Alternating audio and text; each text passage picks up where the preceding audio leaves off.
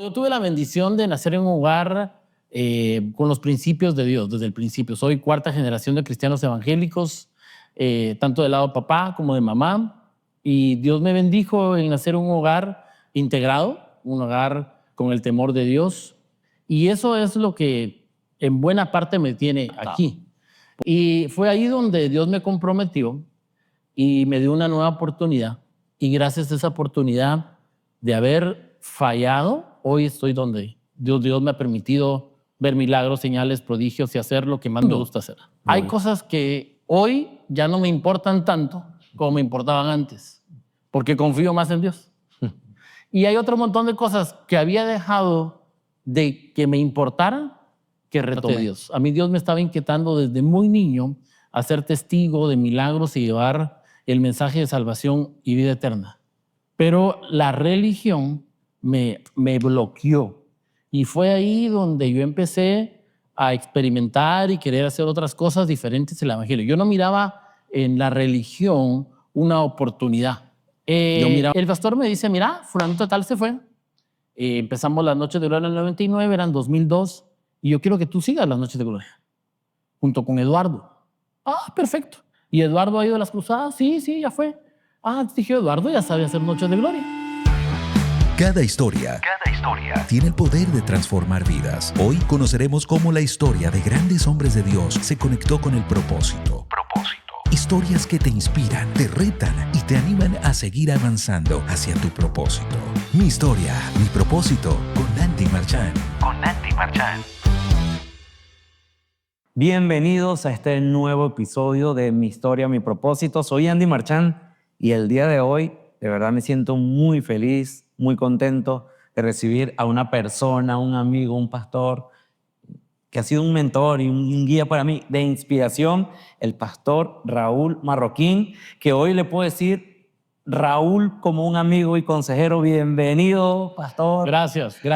Es un gusto estar en tu programa. Este podcast, de verdad, va creciendo, va a todo, y gracias por la invitación que me haces. Aquí estamos para que me preguntes y me digas, a ver, Y listo. ¿para qué podemos sumar acá en lo que estás haciendo? Aquí la dinámica es muy sencilla porque realmente es hacer un recuento en un tiempo estimado de todo lo que ha sido, ha representado las aventuras y los desafíos de Raúl Marroquín. Ah, entonces son varios programas. Sus 15. Sí, bueno, en algunos episodios tiene que ser en 2 partes, 3 partes, pero vamos al grano porque hay mucho que contar y empecemos, los inicios. ¿Cómo fue la crianza de Raúl?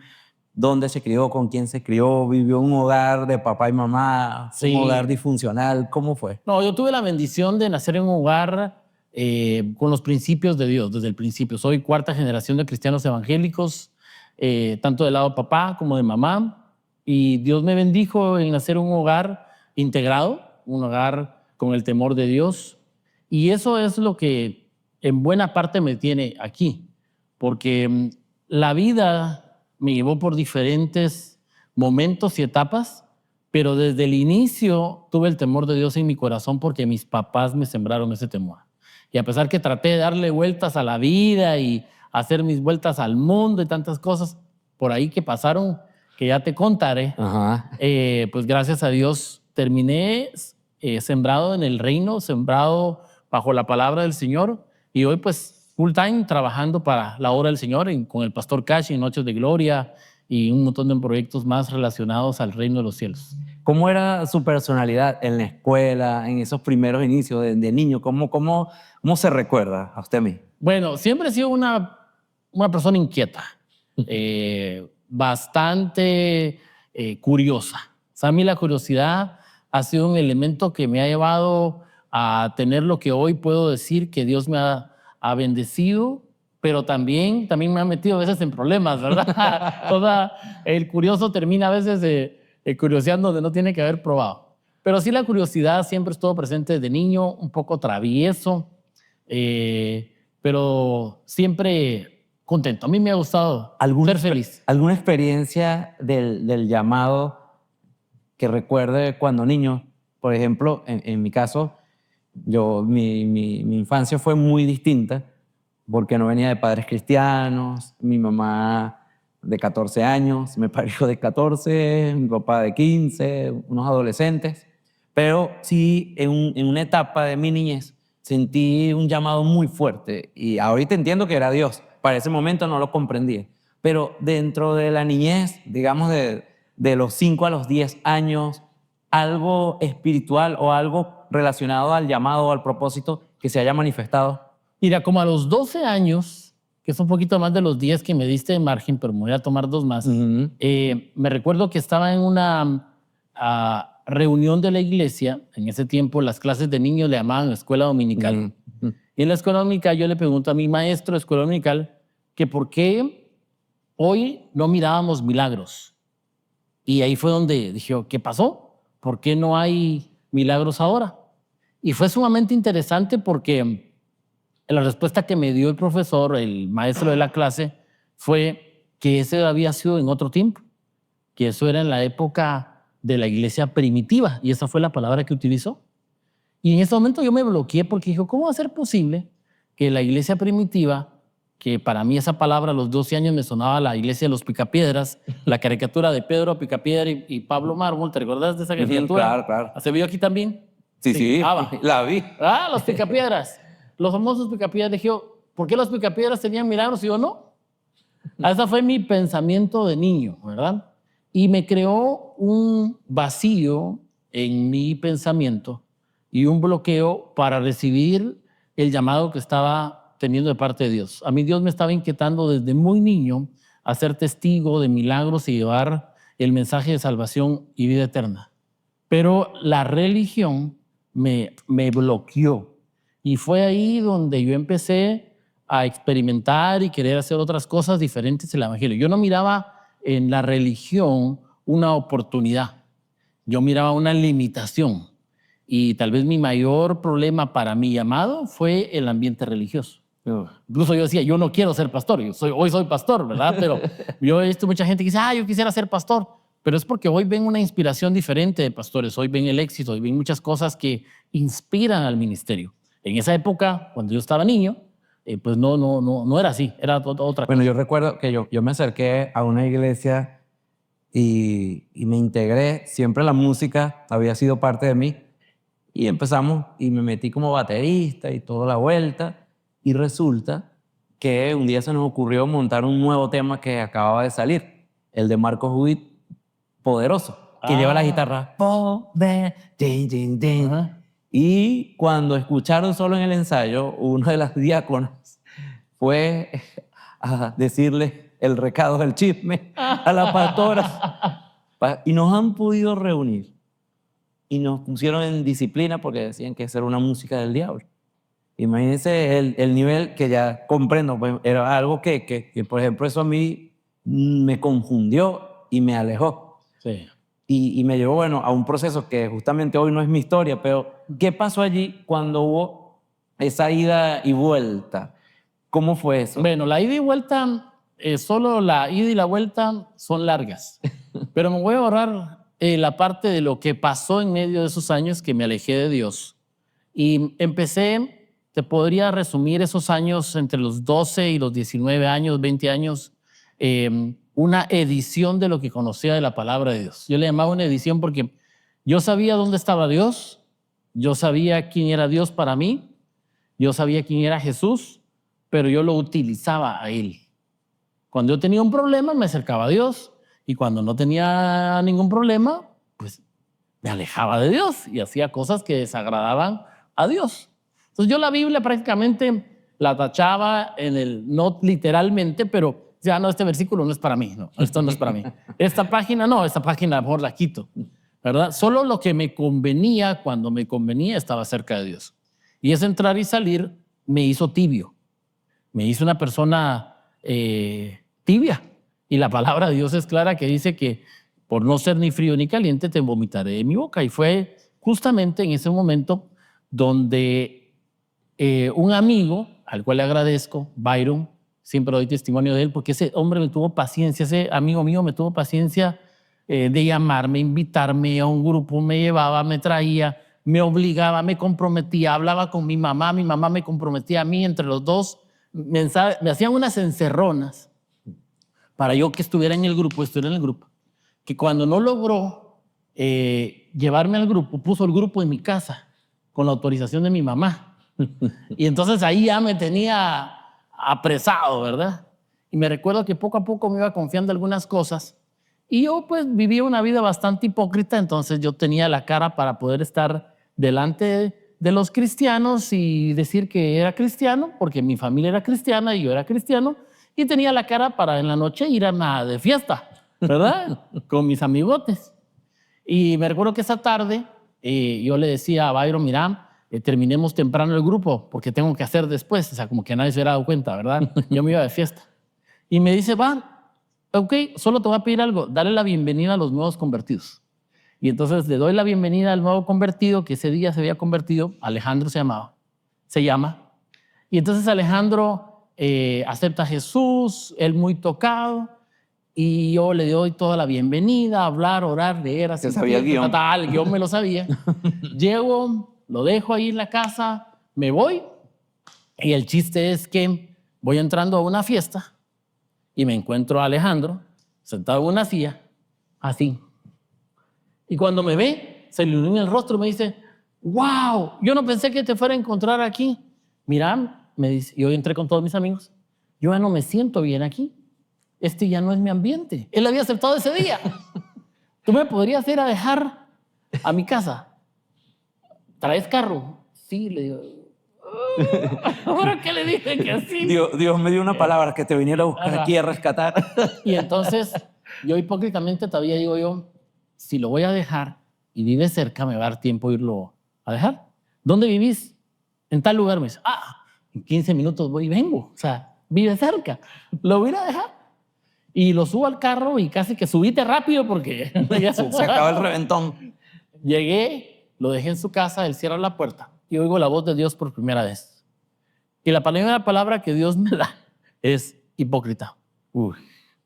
En ese momento a mí se me vino la palabra hipócrita, sepulcro branqueado, te vomitaré de mi boca, tibio, y me pongo a llorar y a llorar como un niño. Le digo, Dios, te he quedado mal. No soy ni del... Porque mira, en el mundo no era el mejor pecador del mundo. O sea, si me hubiera ido al mundo y hubiera sido un gran pecador, yo te diría, fui un pecador profesional. No. Yo era el amigo que no tomaba y que todas las mamás me querían porque yo era el recoge borrachos que llevaba a los amigos de regreso a casa, ¿verdad? Entonces yo era el bueno dentro de los malos, ¿verdad? Pero en la iglesia era el malo dentro de los buenos. O sea, no era ni uno ni Cristiano otro. la secreta. Ese era... Sí, pero lo difícil es que no sos ni bueno ni malo en ningún lugar. O sea, sos desadaptado. Yo era un desadaptado. Y fue ahí donde Dios me comprometió y me dio una nueva oportunidad. Y gracias a esa oportunidad de haber fallado, hoy estoy donde Dios me ha permitido ver milagros, señales, prodigios y hacer lo que más me gusta hacer. Uy, qué bonito. Avanzando un poco, ya ahí se le escuchaba ya grande, que manejaba, tenía licencia. Me imagino que ya ahí iba por los 18, 20 años. Sí. En esa historia. ¿Cómo es la historia de amor entre su esposa y usted? La Muy pastora, buena ¿cómo pregunta. fue la pastora Olga? ¿Cómo la conoció? ¿Cómo fue eso allí? Porque justamente dentro de todas las historias que cuentan en cada episodio, yo procuro hablar de esa parte porque hay muchas personas, sobre todo bueno, el equipo de producción y todos los que nos están viendo, que pueden estar en esa etapa y usted sabe que si usted se equivoca eligiendo con quién se casa, se puede desviar del propósito. Mira, la decisión más trascendental de la vida no es qué estudias, no es de qué vivís, porque uno tiene diferentes etapas. Un día trabajas de una cosa, otro día trabajas de otra. La verdad que uno es sumamente versátil en tu vida financiera y laboral, porque depende de la necesidad, uno mira qué le toca hacer. Y tenés la facilidad de cambiarte de un lugar a otro sin mayor consecuencia. Pero eso no se puede en las relaciones. O sea, una relación tiene que ser estable, una relación te tiene que traer una añadidura que sume a lo que haces. Y literalmente, en una edad temprana, uno no termina de entender todo lo que va a vivir. Solo sabes que estás empezando un camino con alguien que ojalá te vaya bien. Entonces hay que buscar en el lugar correcto. Hay que buscar en el lugar donde coincida con nuestros principios y valores. Y a Olguita, quien es mi esposa hoy, yo la conocí ya en el grupo que teníamos de jóvenes que empecé a asistir ahí con Byron. Del grupo que tuve en la casa, ya cuando todo se normalizó en mi vida y me definí, creció mucho porque tenía mucho, siempre he sido de muchos amigos. Y a todos mis amigos los empecé a invitar. Y el grupo creció sumamente rápido. Abrimos otra casa y entonces me dice Byron, mira, está la casa de Olguita Zamora. Ella dice que pone su casa y yo voy a conseguir otro líder que esté ahí. Y ese grupo lo empezamos de universitarios a las 9 de la noche con un grupo de músicos, amigos, y terminábamos a las 2, 3 de la mañana. Ya el pastor Cash era el coordinador de jóvenes de la iglesia donde estábamos y me recuerdo que me mandaba un supervisor a regañarme todos los viernes porque ¿por qué terminábamos tan tarde que eso estaba? Pero es que terminábamos el grupo y cada quien sacaba su guitarra o un instrumento y empezaban a tocar y hacíamos un jam ahí de músicos. Yo no soy músico, pero terminé siendo manager de un grupo de música. Y organizábamos eventos así. De lo que uno se entera. Sí, ahí te voy a contar esa historia. Pero regresando a la historia de cómo conocí a Olguita, la conozco ahí. Entonces yo empiezo a supervisar el grupo de ella. Se convierte en mi mejor amiga. Siendo mi mejor amiga, ¿verdad? Que es muy difícil pasar de una muy buena amiga a novios, porque uno no sabe si es amigo o si ya puede haber algo más. Tardamos como 3 años de muy buenos amigos y finalmente entendí las señales que me estaba haciendo. ¿Verdad? Porque uno de hombres más lento, las mujeres van más adelantadas. Nada, las mujeres ya saben a dónde va a terminar y uno todavía anda viendo. Según uno es el conquistador, no es el conquistado. Y fue así como ya empezamos un noviazgo. Y 3 años después, 3 años después, 2 años y medio fuimos novios. Nos casamos. Ya tenemos 30 años de casados, cumplimos ahorita. 30 años. Sí. A la llegada de los hijos, ¿cómo fue esa experiencia? No, ser papá es lindísimo. También ya soy abuelo, ¿verdad? Tengo 2 hijos, Daniel y Sofía. Es una experiencia lindísima tener hijos, tener una familia. Es un regalo de Dios. Yo no termino de entender cómo alguien no quiere tener esa experiencia, ¿verdad? Posiblemente por lo que hayan vivido, pero en Cristo Jesús uno puede redimir y hacer de nuevo una familia, y para eso está la palabra, para enseñarnos acerca de cómo llevar una familia. Pero mi experiencia de papá fue lindísima. Obviamente al principio uno le da miedo, porque es una experiencia nueva, pero ya ese miedo no existe cuando sos abuelo. Como ya sabes que sí o sí salen adelante, ¿verdad? Ahí es donde uno disfruta mucho esa etapa. Ahorita tengo un nieto de 8 meses, Mateo, y me lo gozo. ¿Y qué edad tienen sus hijos? Daniel tiene 26 y Sofía tiene 22. Ya establecidos. Ya, mi hijo casado, mi hija está soltera, estudiando, pero bien. Qué bueno. ¿Cómo es la conexión? Por lo que escuché, ya ahí había una conexión o un vínculo con el pastor Cash, pero ahí él era como pastor de jóvenes. ¿Cómo? Él era un coordinador de jóvenes en Fraternidad Cristiana, la iglesia del pastor Jorge López, una de las iglesias más grandes también de Guatemala. Y mi papá, muy sabio, sabiendo la vida que yo llevaba de fiesta, parranda y demás, me dijo, mira, te puedo seguir dando carros, te puedo seguir dando dinero con una condición. Porque en esa época uno depende de los papás, ¿verdad?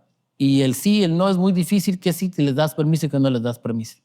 Y mi mamá y mi papá, muy sabios, en vez de reprimirme, él vio que no iba a funcionar así conmigo la cosa, que le encontraba la vuelta, ¿verdad?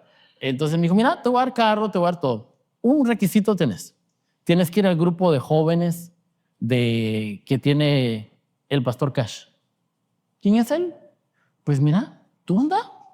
Y cuando termine la reunión, me llamas y me dices de qué habló y me vas a enseñar tus notas de qué habló. Está fácil.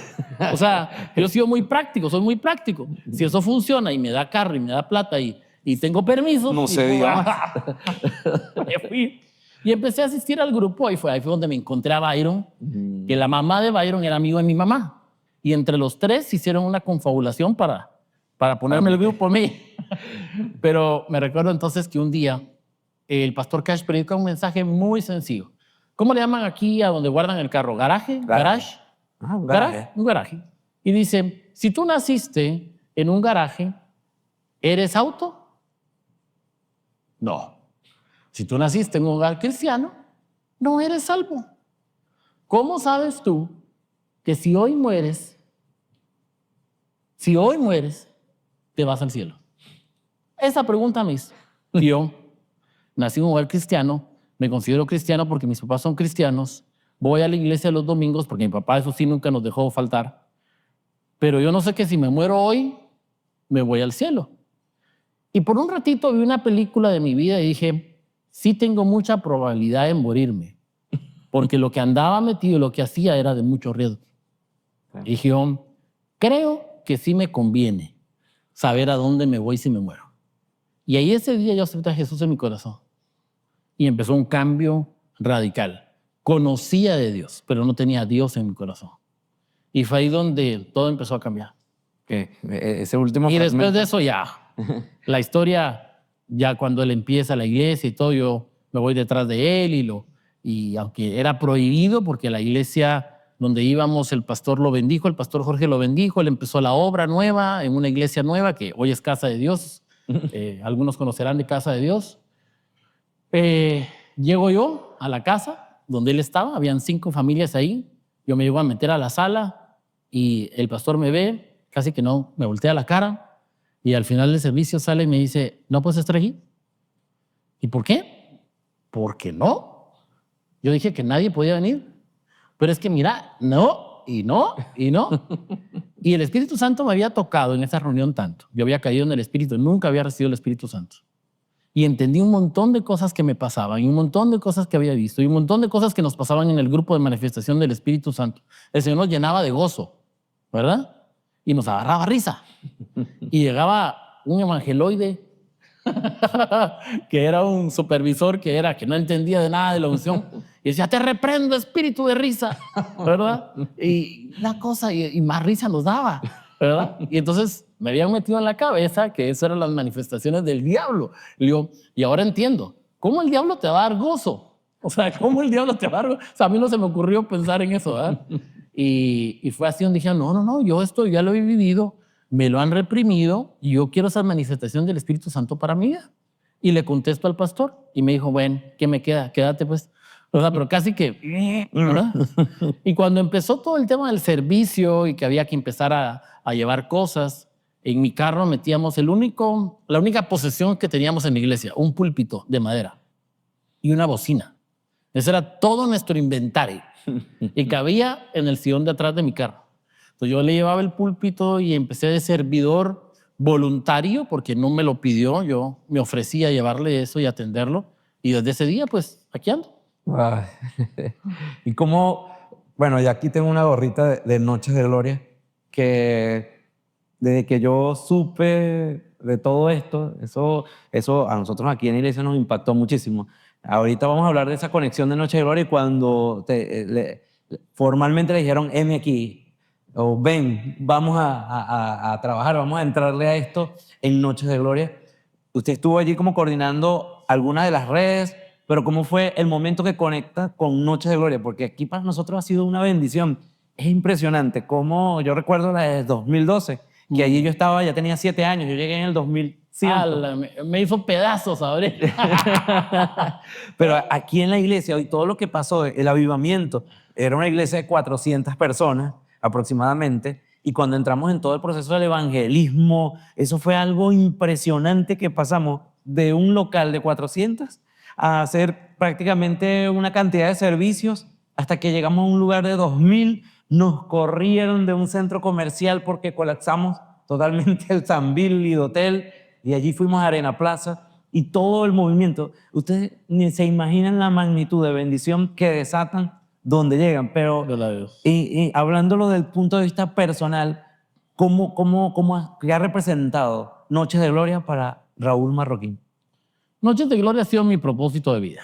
O sea, dejé todo por poder estar haciendo Noches de Gloria. Tenía mis empresas, yo ya trabajaba en la iglesia como voluntario, llegué a ser pastor laico, tengo la red familiar a mi cargo, ¿verdad?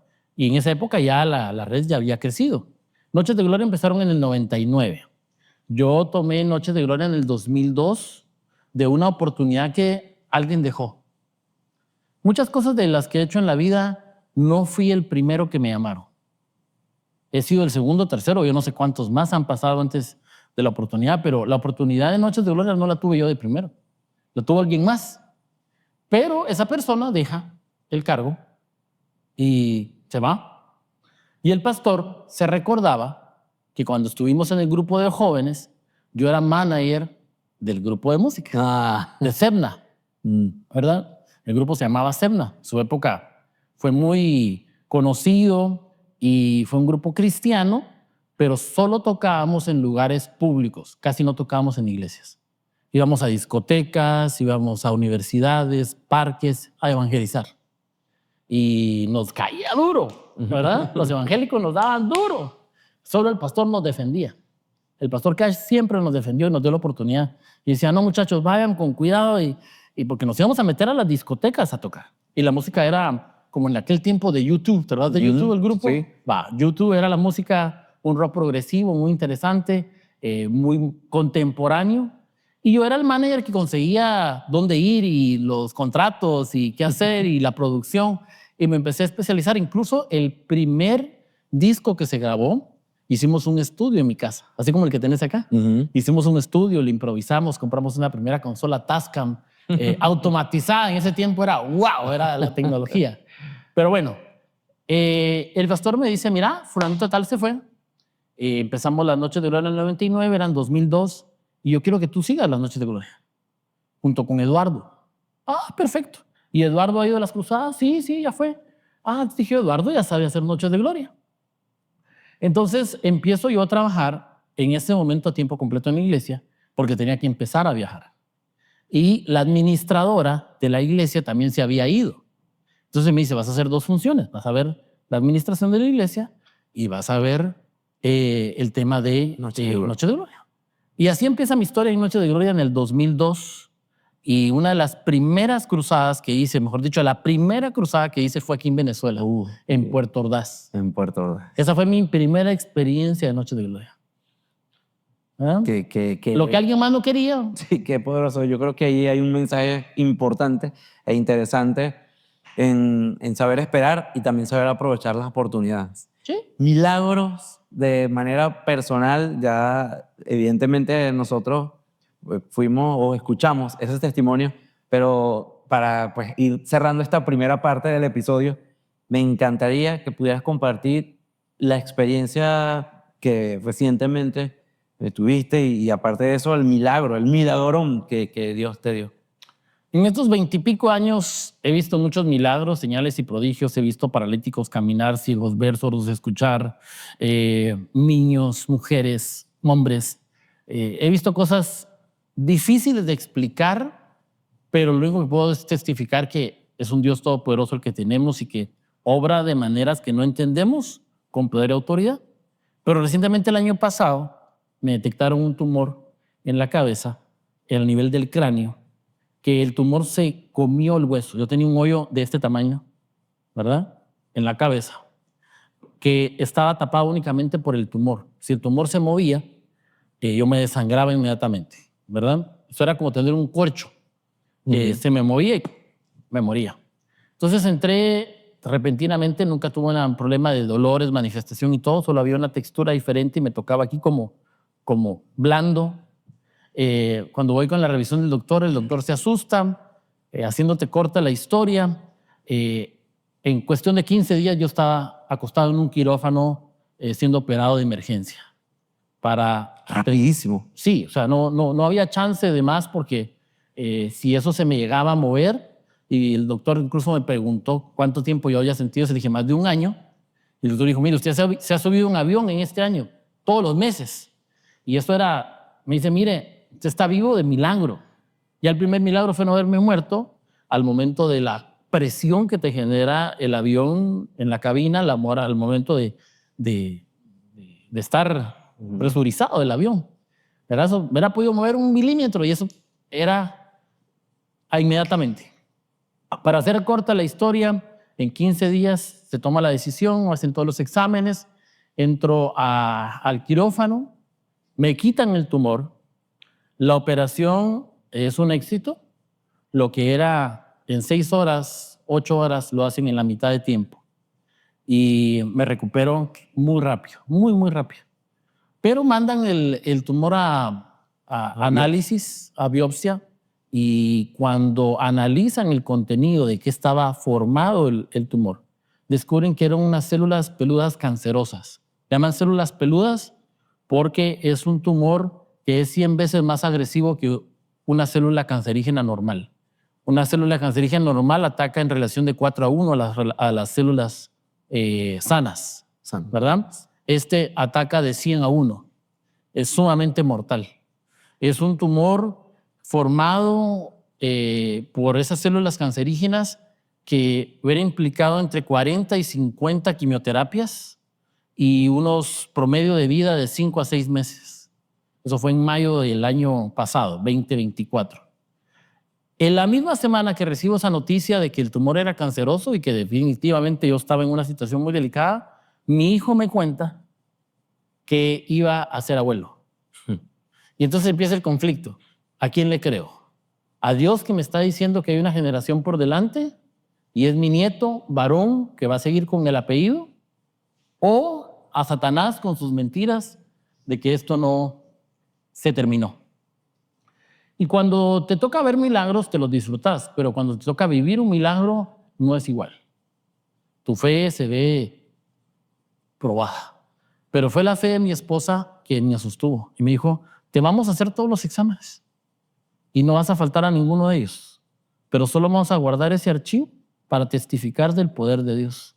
Y esa fue la palabra que se me quedó grabada. Dije, bueno, sí, me voy a ir a hacer los exámenes, vamos a ver qué toca. Pero tal vez yo iba con la mentalidad de, me tengo que ir a hacer una quimioterapia y una radioterapia. Pasaron todos los exámenes sabidos y por haber, médula ósea, líquido encefálico, sangre, huesos, todo lo que te puedas imaginar. Los doctores se rascaban la cabeza y decían, mire, no entiendo, no encontramos dónde está el cáncer. Lo sacamos de ahí, pero es imposible que hayamos quitado todo y que todas las células malas estuvieran juntas. Revisaron 1 millón de células de mi cuerpo, 1 millón. Pasé exámenes y se llevaron mis exámenes a Houston, a uno de los mejores hospitales de cancerología, para analizar por qué ese tumor se formó y yo no tenía restos de esas células malignas en mi cuerpo. Y la conclusión que le dieron un board de médicos a la doctora que me atendió es, ¿sabe qué, doctora? Tómese una foto con su paciente porque nunca más volvió a haber un caso como este en su vida. Qué poderoso. No me dieron ni una quimioterapia ni una radioterapia y para la gloria y honra de Dios estoy completamente sano de manera sobrenatural. Lo que Dios hace. Y allí vamos a colocar un video porque algo que me habías comentado con respecto a las palabras que te dio el profeta Hernán. Allí vamos a ver ese video a continuación y regresamos para despedir y con la idea pues del video.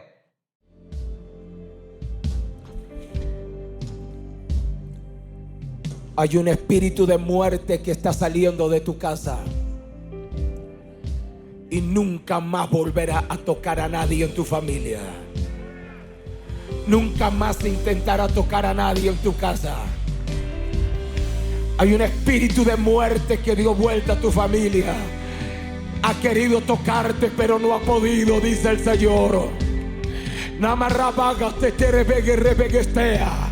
Lo que se desató sobre este hombre se llama un espíritu de venganza. Todo lo que hizo en la noche de gloria, ese diablo quiso vengarse con este hombre. Pero el Padre dice, el espíritu de venganza se detiene hoy. Se detiene hoy. Todo lo que ha manejado la noche de gloria, ese diablo se levantó con un espíritu de venganza para soltarte un espíritu de muerte. No te pudo tocar, no tocará a nadie de tu casa. Prolongaré los años de vida para ti. Verás lo que voy a hacer en todo. Alguien tendría que levantar la base.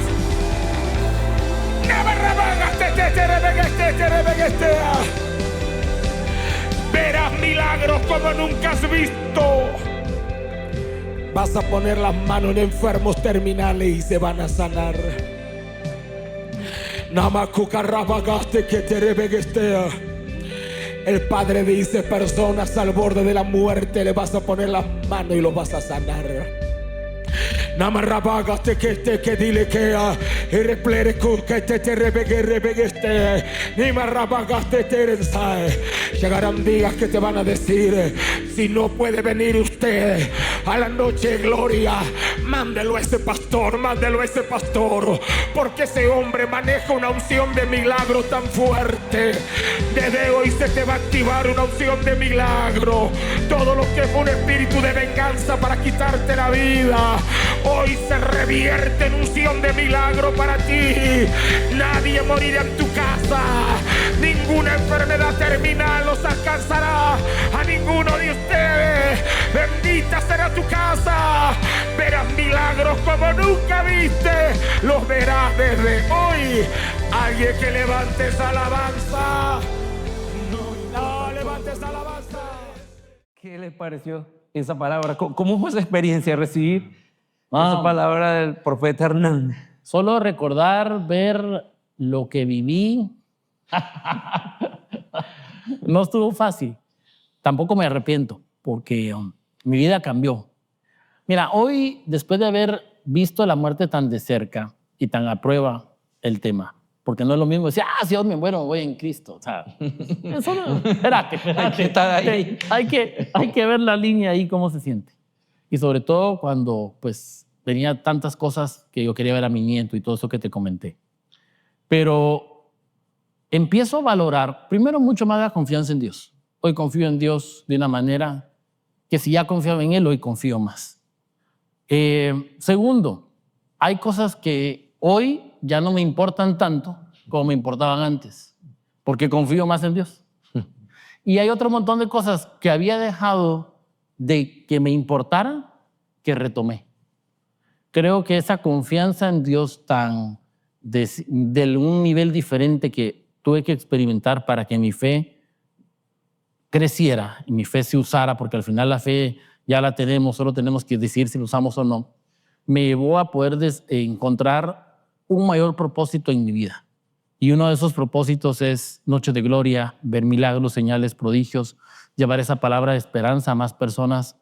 Tengo la comisión, el compromiso, el llamado de parte de Dios de lo que se viva en Noches de Gloria no solo sea para el momento de la gente que va a llegar ahí, porque los lugares donde los hacemos, por grandes que sean, son limitados.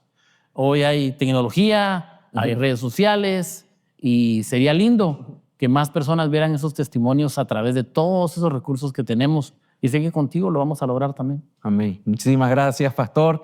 Y de verdad me gustaría que usted le enviara un mensaje directo a aquellas personas que probablemente se han desconectado del propósito o que piensan que el mensaje justo que hablaba usted del herrero, que lo que le está pasando o el horno donde están, eso no es de Dios, o los golpes que están llevando no es de Dios y han querido abortar el propósito. El mensaje final para ellos que están allí conectados. Bueno, mira, el propósito, Eclesiastés dice que el propósito en la vida es un don, un regalo de parte de Dios.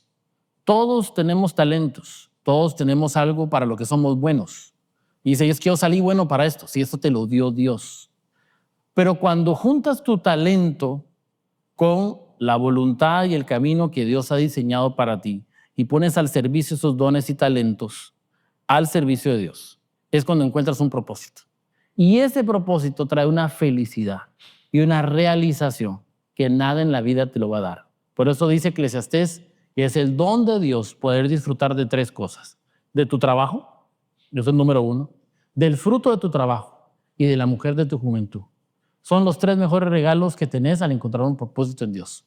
Y los vas a tener si utilizas esos dones y talentos para el reino de los cielos. Bueno, conectados a este episodio, mi historia, mi propósito, de verdad, llega a ustedes porque de verdad la misericordia de Dios ha sido buena con su servidor, Andy Marchán. Muchísimas gracias, pastor, amigo y pastor Raúl Marroquín. Muchísimas bendiciones. Gracias.